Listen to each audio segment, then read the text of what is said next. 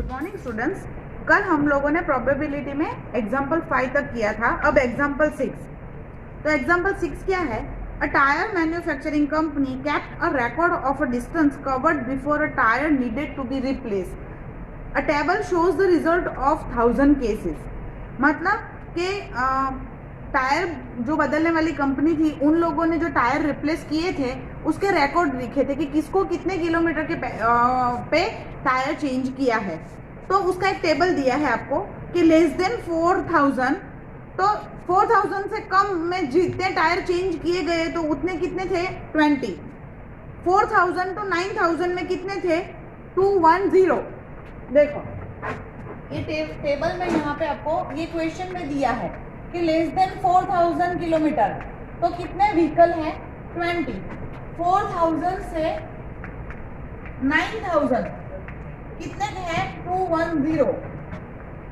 9001 से 14000 तो 325 व्हीकल है, और मोर देन 14000 तो कितने व्हीकल है? 445, और टोटल केस कितने हैं? 1000। तो हमको 3 क्वेश्चन दिए हैं, देखो वो हमको फाइंड करना है। तो it will needed to replace before it has covered 4000। तो 4000 टोटल कितना है हमारे पास? टोटल है 1000। ठीक है, टोटल 1000 केस है। उसमें से देखो आपको बोला है कि 4000 जितना किलोमीटर कवर किया हो उतने व्हीकल का। तो देखो लेस देन 4000 और 4000 कितने हैं? 20 है। तो हमारा फर्स्ट इवेंट की प्रोबेबिलिटी क्या होगी? 20, और टोटल कितना है? 1000। 0 0 कट हुआ तो आंसर आया 0.02। क्लियर? अब क्या बोला है? नेक्स्ट क्वेश्चन है it will last more than 9000। More than 9000 तो देखो ये 4000 वाला भी आएगा ना 9000 तक, तो और ये 9000 वाला भी आएगा। तो मुझे क्या करना पड़ेगा आपको? यहाँ पे देखो आपको दिया है क्वेश्चन में, सॉरी मोर देन 9000 बोला है, तो 2110 और 3325 और 4425, मतलब देखो ये 9000 तक का है, 9000 से ज्यादा का बोला है, मतलब मुझे ये दोनों को ध्यान में रखना पड़ेगा। मोर देन बोला है, लेस देन बोला होता तो ये दोनों को प्लस करते, मोर देन बोला है तो वो दोनों को प्लस करेंगे। तो 325 प्लस 445 इन दोनों को प्लस करो, 0 कैरी किया 1, 4 प्लस 2 6 प्लस 1 7 एंड 4 प्लस 3 7। तो मोर देन 9000 ये दोनों को मैंने प्लस कर लिया। अब मुझे ये मिल गया तो टोटल कितना है? 1000। तो डायरेक्ट PE2 मतलब इवेंट 2 की क्या होगा? 770 बाय 1000। 0 0 कट हुआ तो 0.77 ये हो गया हमारा। तो क्वेश्चन समझना कि मोर देन बोला है कि लेस देन बोला है वो। अब क्या बोला है आपको थर्ड क्वेश्चन में? It will needed to be replaced after it's covered somewhere between 4000 to 14000। तो देखो 4000 यहाँ से स्टार्ट हो रहा है और 14000 यहाँ तक आ रहा है, ये तो मोर देन 14000 है, तो वो हमको ध्यान में नहीं लेने। तो आप किस दोनों को प्लस करेंगे? ये दोनों को प्लस करेंगे। ठीक है, तो थर्ड नंबर का 210 प्लस 325, तो 5 2 प्लस 1 3 3 प्लस 2 5। तो थर्ड इवेंट की प्रोबेबिलिटी क्या आई आपकी? 535 डिवाइडेड बाय 1000 देन 0.535। तो इम्पोर्टेंट चीज क्या है? सिर्फ क्वेश्चन समझना है, फिर तो फॉर्मूला इजी है। अब देखो example 7, the percentage of marks obtain by student in month unit test, मतलब मंथली जो टेस्ट ली जाती है उसमें मार्क्स है ना, वो आपको दिए गए हैं। तो 5 यूनिट टेस्ट ली गई है बच्चे की, तो फर्स्ट यूनिट टेस्ट में उसके मार्क्स कितने आए हैं? वो पूरा टेबल आपको यहाँ क्वेश्चन में दिया है। ठीक है, उसके बाद क्या क्या ढूंढना है वो हम लोग फर्दर रीड करते हैं। तो मैं पहले यहाँ पे वो टेबल लिख देती हूँ जिसकी वजह से आपको क्वेश्चन समझ में आए। तो फर्स्ट टेस्ट में उसके कितने मार्क्स हैं? फर्स्ट टेस्ट में 69, सेकंड टेस्ट में 71, थर्ड टेस्ट में 73, फोर्थ टेस्ट में 68 एंड फिफ्थ टेस्ट में 74। ये मार्क्स इसके दिए गए हैं, ठीक है। अब क्या बोला है आपको क्वेश्चन में, based on this data find the probability that student gets more than 70% of the mark.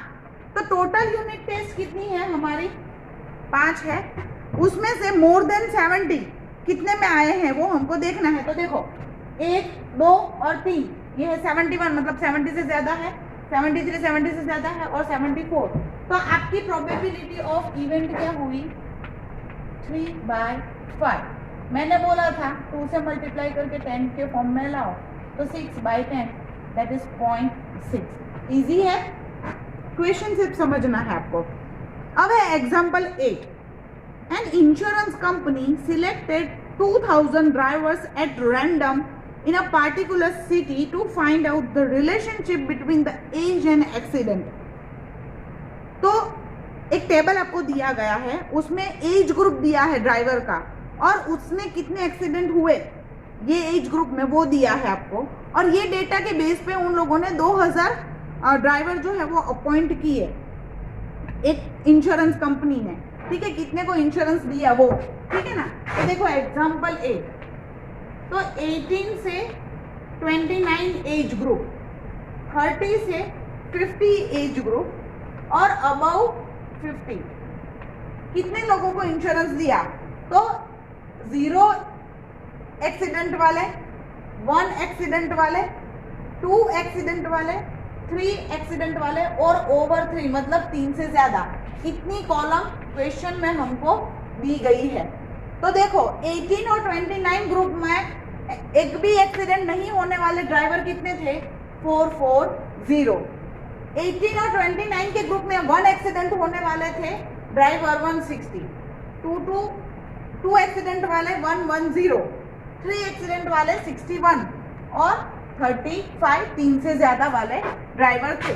वैसे ही 30 to 50 एज ग्रुप में 0 एक्सीडेंट वाले केस थे 505, ये एक वाले थे 125, 2 वाले थे 60, 3 वाले थे 22 और 3 से ज्यादा वाले थे 18। अबव 50 में 360, ये है 45, 35, 50 एंड 9। तो ये आपको क्वेश्चन दिया है। अब देखो किसका ढूंढना है। तो being 18 to 29 year of age having exactly 3 accident in 1 year. तो देखो 18 to 29 में 3 एक्सीडेंट वाले कितने हैं, 61। तो फर्स्ट क्वेश्चन की प्रोबेबिलिटी ऑफ इवेंट क्या होगा, 61, और टोटल ड्राइवर कितने थे, 2000। तो मैं नीचे लिखूंगी 2000।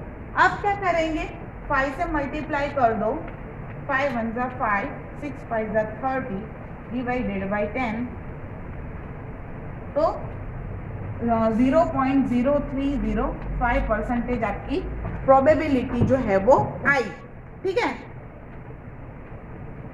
अब है second question, being 30 to 50 years of age having 1 और मोर एक्सीडेंट इन अ ईयर। तो 30 to 50 वाला देखो, एक और एक से ज्यादा, मतलब मुझे ये सबका प्लस करना पड़ेगा, क्यों क्वेश्चन में क्या बोला है आपको, एक एक्सीडेंट और एक से ज्यादा वाला। तो 2 भी एक से ज्यादा है, 3 भी एक से ज्यादा है और 3 से ज्यादा वाले भी एक से ज्यादा ही है, तो वो सबका मुझे प्लस करना पड़ेगा। तो सेकंड के लिए 125 plus 60 plus 22 plus 80 is equal to 225 आएगा आपका। उसके बाद तो आपको पता है प्रोबेबिलिटी ऑफ इवेंट 225, टोटल कितने हैं नीचे 2000। तो मैं 5 से मल्टीप्लाई कर लूँ ऊपर नीचे, 5 5 जा 25 कैरी किया 2, 5 2 जा 10, 10 प्लस 2 12 कैरी किया 1, 5 2 जा 10, 10 प्लस 1 11। ये मैंने मल्टीप्लाई किया, हाँ आप पीछे कर सकते हो, मेरे पास पीछे की जगह नहीं है, मैं और सीधा डायरेक्ट कर भी सकती हूँ। तो आप अगर डायरेक्ट कर सकते हो तो आप भी करो, अगर नहीं कर सकते हो तो पीछे रफ में आप लोग कर सकते हो मल्टीप्लाई। अब third question, having no accident in 1 year, मतलब एक भी एक्सीडेंट ना हुआ हो वैसा एक ईयर में, तो आपको वो ढूंढना है। तो देखो 0 वाले टेबल में 440, 505 एंड 36 सारे एज ग्रुप को मुझे प्लस करना पड़ेगा। तो थर्ड 440, 505 प्लस 360, इन सबका मैं प्लस करूंगी तो आंसर मुझे आएगा 305। ठीक है, तो ये मैंने ढूंढा। अब मुझे क्या करना है, 2000 से डिवाइड करना है। तो PE2 3, तो 305 बाय 2000, अगेन 5 से मल्टीप्लाई करोगे और पॉइंट रखोगे तो 0.653 आपका आंसर जो है वो आएगा। तो ये हो गया आपका एग्जाम्पल 8। अब example 9, consider the frequency distribution table and which gives the weight of 38 student of class. अब कौन सा फ्रीक्वेंसी टेबल देखने को बोला है, तो 14 चैप्टर का एग्जाम्पल 4 का आपको यहाँ पे क्वेश्चन में दिया है। तो आपको 14 चैप्टर निकालना है, ये 15 चैप्टर हम पढ़ रहे हैं, तो स्टेटिस्टिक का 14 चैप्टर का 14.3 जो है एग्जाम्पल 4 में जो है वो हमको कंसिडर करना है। तो उसमें बोला है कि find the probability that weight of student in a class lies in the interval of 46 to 50, मतलब कि ऐसे कितने स्टूडेंट है जिसका वेट 46 to 50 के बीच में आ रहा हो। ठीक है, तो ये फर्स्ट क्वेश्चन हमको सॉल्व करना है। तो जो वो टेबल हम लोग देखेंगे तो उसके हिसाब से फर्स्ट क्वेश्चन के लिए 3 स्टूडेंट आएंगे, 46 to 50 kg ग्रुप वाले 3 स्टूडेंट आएंगे। ठीक है, और टोटल कितने स्टूडेंट्स बोले हैं क्लास में, 38। टोटल कितने हैं, 38। तो प्रोबेबिलिटी ऑफ इवेंट क्या होगा, 3/38। तो ये आपका आंसर होता है। अगर इसको डिवाइड करोगे तो 0.079 आपका आंसर जो है वो आएगा। सेकंड क्वेश्चन बोला है, give the 2 events in this context, one having a probability 0 and one having a probability of 1। तो आपको 1 कब मिलेगा, जब 38 के स्टूडेंट होंगे और वेट भी 38 ही होगा, तब वो इवेंट आपको 1 मिलेगी। तो 38/38 होगा, तब आंसर मुझे 1 मिलेगा। तो ये हमारा हो गया। And the probability of occurrence 0 वो कब होगा, तो जब वेट 30 kg होगा तब। क्यों 30 होगा तो 0 होगा, क्योंकि इसमें आपको सारे जो ग्रुप दिए हैं वो क्या बोला है कि 30 किसी का वेट है ही नहीं इसमें, इसीलिए जब 30 वेट होगा तो वो प्रोबेबिलिटी जो है वो 0 आएगी। अब एग्जाम्पल 10, ठीक है, तो 50 seeds were selected at random from each of 5 bags of seed. 5 bag रखी गई है सीड की, उसमें से रैंडमली किसमें से कितने निकाले, किसमें से कितने निकाले, ऐसे करके 50 मतलब 50 सीड निकाले गए हैं। And were kept under the standardize conditions favourable to the germination. और जर्मिनेशन के लिए जो कंडीशन चाहिए वो कंडीशन में उसको रख दिया गया है। After 20 days the number of seed which had germinated in each collection were counted and recorded. अब जो हम लोगों ने ग्रुप बनाए थे, 5 बैग में से निकाले थे सीड, तो उसमें से जो 20 दिन के बाद कौन से सीड जो है वो जर्मिनेशन के लिए प्रॉपर थे, उसका हमको क्वेश्चन में टेबल दिया है। तो क्वेश्चन में टेबल देखो क्या है कि जो फर्स्ट बैग थी उसमें से कितने नंबर ऑफ सीड निकले जो जर्मिनेट हुए, 40। सेकंड बैग में से 48, थर्ड बैग में से 42, फोर्थ बैग में से 39 और फिफ्थ बैग में से 41 जो है वो सीड जर्मिनेट हुए। तो ये हमको क्वेश्चन दिया है। अब क्या बोला है, क्वेश्चन किसका किसका ढूंढना है, तो मोर देन 40 सीड्स इन अ बैग। तो 40 से ज्यादा वाली बैग कितनी है वो हमको देखनी है। तो देखो फर्स्ट बैग में तो 40 है, तो ये तो काउंट नहीं कर सकते क्योंकि मोर देन 40 बोला है। तो 48, 42 एंड 41, तो 3 बैग हुई 5 में से, जिसमें से 40 से ज्यादा निकला। तो आपका प्रोबेबिलिटी ऑफ इवेंट क्या होगा, 3 और टोटल बैग कितनी है 5। और मैंने बोला था पॉइंट डालने के लिए एडजस्ट करो, अगर ये एडजस्टमेंट फॉर वन साइड एक भूल भी गए तो 3 को 5 से डिवाइड कर देना, तो भी आंसर आपको मिल जाएगा, ठीक है ना। लेकिन 9th स्टैंडर्ड में आ गए हो तो थोड़ा दिमाग चलाओ, थोड़ी ट्रिक्स यूज करो। तो ये सारी ट्रिक्स आपको कॉम्पिटिटिव एग्जाम के लिए बहुत काम आती है। कॉम्पिटिटिव की एग्जाम की प्रिपरेशन में यही सब होता है। अभी ढंग से पढ़ो ना तो बाद में कोई क्लासेस करने की जरूरत नहीं पड़ती है।